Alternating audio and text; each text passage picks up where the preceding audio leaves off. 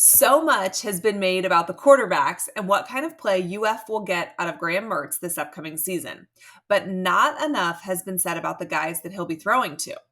We're diving into UF's skill guys today, and let me just tell you, it's good news for the Gators. UF's 2022 receiving room was talented, but I think we would all say they were incredibly underwhelming. And I think it's fair to keep in mind that we ultimately battled countless wide receiver injuries by the end of the season last year. There was a lot of confusion learning a brand new system. There was a lot of guys trying to figure out if this was the right place for them or not. So I think we can chalk some of it up to that, right? Florida's top three receivers, Pearsall, Justin Shorter, Henderson, they all fought for that wide receiver one status, right? The go-to guy. And none of them really emerged, honestly, until Pearsall did, which was late in the season. And again, transition. Mullen-style receivers were those 6'5", 50-50 ball type guys. And they were in the process of kind of leaving the program either through the transfer portal or, just not fully buying in. And then you had the Napier style receivers. Those guys are smaller, speedier. They're guys who can burn defenders. They were entering the system at the same time. Those are the type of guys that ultimately will run Napier's offense more smoothly and more efficiently. Okay, but last year was a transition year. We still had some of those Mullen type receivers in there. Napier was working on getting his guys in there, working on that turnover, but I would not say that last year's offense was what Napier was hoping it would be wide receiver wise. I really think that this season, our wide receiver room finally has that true number one guy in Pearsall. I cannot stress how important it is that Pearsall have a great year. The fact that he came back when the NFL was calling, giving Napier a really solid senior leadership type guy that they can look to, a guy that will be the number one target. That consistency is going to be really big for the Gators this upcoming season. And I think, honestly, they've got a lot more depth than they had last year. And I'm not going to say that they're super, super deep, but they're serviceable. They have several guys who can be a functioning wide receiver for Florida, guys that really Florida can get the ball to, that can make plays. And that's different than the last couple of years. And I think what everybody is so excited about is these electric freshmen that Billy Napier has brought in. These guys that he recruited to fit this system. It's not taking guys that were there and figuring out how to plug and play with them. He handpicked these guys for what it is that he's trying to do at Florida. And I think that that's huge, right? We have so much talent now. So now we're going to see what Napier can do with it.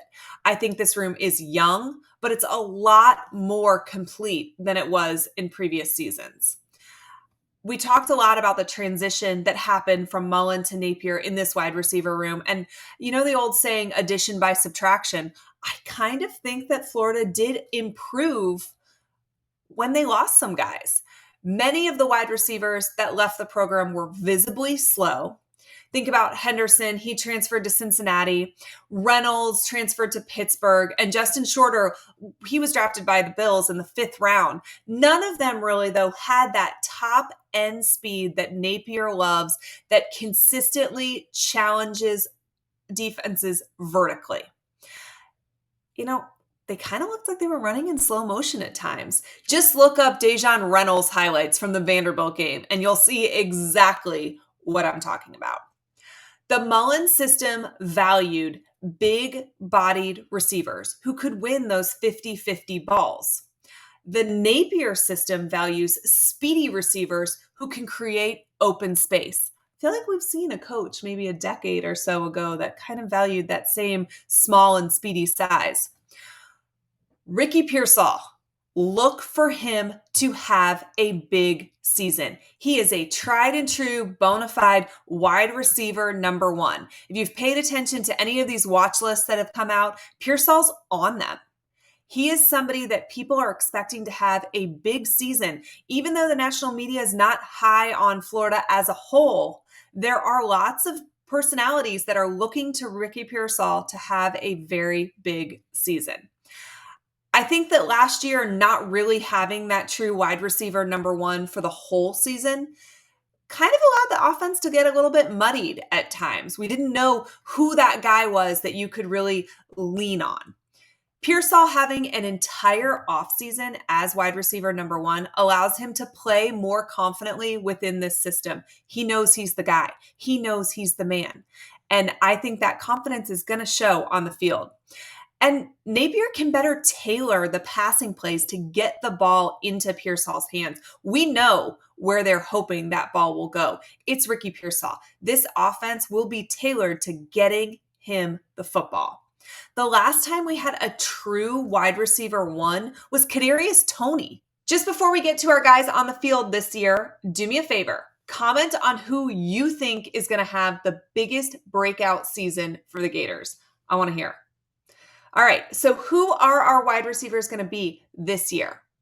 Our top two guys will be Ricky Pearsall and Caleb Douglas, or at least they should be. Talked a lot about Ricky Pearsall in this video, but rightfully so. He is an athlete. Like Kadarius Toney, he is fast, he is shifty, he can run creative routes. And, Toney's style was flashy. He had a lot of highlight reel plays. That's not really Ricky Pearsall.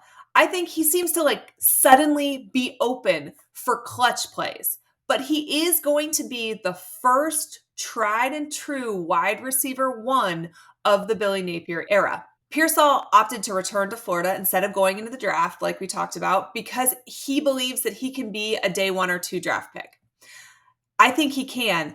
The proof's going to be in the pudding though at the end of this season. He is going to have every opportunity to create opportunities for himself in the NFL by the way he plays. I really think Caleb Douglas is the other guy that we are just going to be able to count on this season. He's a really promising wide receiver too. He's tall, he's fast, and he can leverage his frame to box out defenders. He's consistently good at everything about being a receiver, except actually receiving the ball. Douglas had a nasty habit of dropping balls in key moments, like his infamous red zone drop against Florida State. If he can catch the ball more consistently, he is going to be a really nice complement to Ricky Pearsall. I really think we're going to see what kind of coach, what kind of developer Billy Napier and Billy Gonzalez are here. If they can help Caleb Douglas hang on to the ball more, he is going to have a strong season for the Gators. Marcus Burke, Bowman, Frazier, all of those guys are really nice depth pieces. They are likely going to be overshadowed, though, by our trio of freshmen by midseason. So let's talk a little bit about the freshmen. I know everybody is really excited for them after that open practice that Florida had last weekend. I feel like social media has just been going nuts. Everybody wants more information about our freshman wide receivers. There has not been this much hype around a freshman class in a long time. The trio of Mizell, Wilson, and Jean is kind of reminiscent of the days of Jefferson, Swain, Cleveland. Those were a committee of high quality wide receivers who can elevate any competent quarterback. All three of those freshmen play a kind of a different type of wide receiver game. Aiden Mizell is the fastest player on the football team. We have heard not only him say that, but lots of other guys on the team comment on his wicked speed. He is going to be an immediate vertical threat.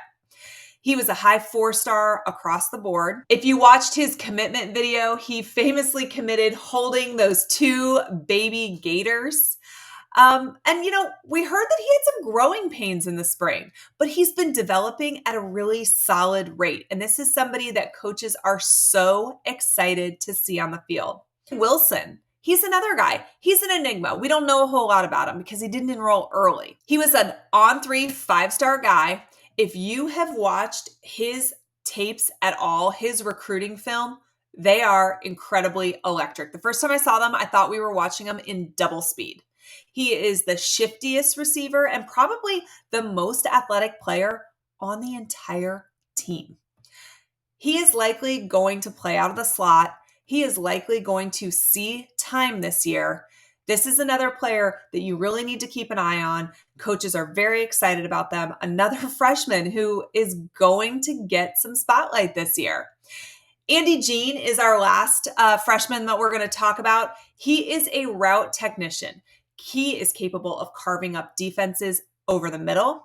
He was a low 4-star last season. We battled Miami for him, but honestly, out of all the freshmen, Andy Jean is probably the most likely to start early.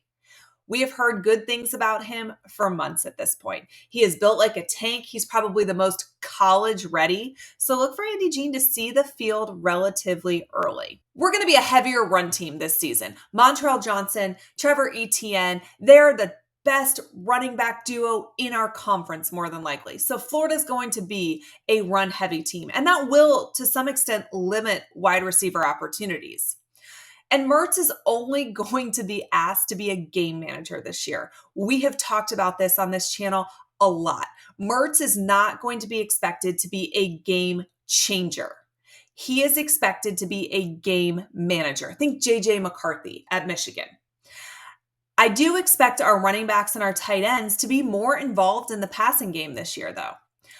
Our offense last season flowed noticeably smoother when our running backs were reliable pass catchers. It is our strongest position group on the field. I expect Billy Napier to lean heavily on them this season. Not only do we have Johnson and Etienne, but Cam Carroll is especially adept as a third down receiver. He is going to make an impact for Florida as well, even though he is RB3. It has been noted by people that have attended practice that Napier is tweaking the offense a little bit for running back passes. So that's something I would definitely look for this upcoming season more than in Billy Napier's first season. Most of our tight ends were injured last year. I know that that's one of the things that everybody wished they'd seen a little bit more of, our tight ends, but so many injuries to the point that Dante Zanders had to switch from defensive end to tight end in training camp so that they had enough bodies. They are probably our most healthy group at the moment. They're definitely the most healthy our tight ends have been since Napier has come to Florida. So that's going to be another group that I'm very interested in watching as well. But ultimately, our wide receiver room is extremely young. They're unproven, but they are packed with potential.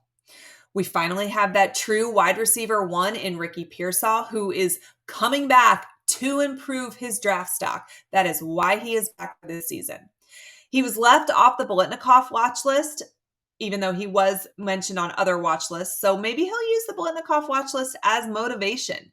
He is totally capable of having a great season. The Gators haven't had a 1,000-yard receiver since Taylor Jacobs did it in 2002. Think about that. Think about the wide receivers that Florida has produced between then and now, and wrap your head around the fact that they have not had a 1,000-yard wide receiver since 2002. That's honestly mind-blowing to me when you think about the talent that Florida has produced since then. And Caleb Douglas, caveat, if he's learned to catch the football, should be a good wide receiver too.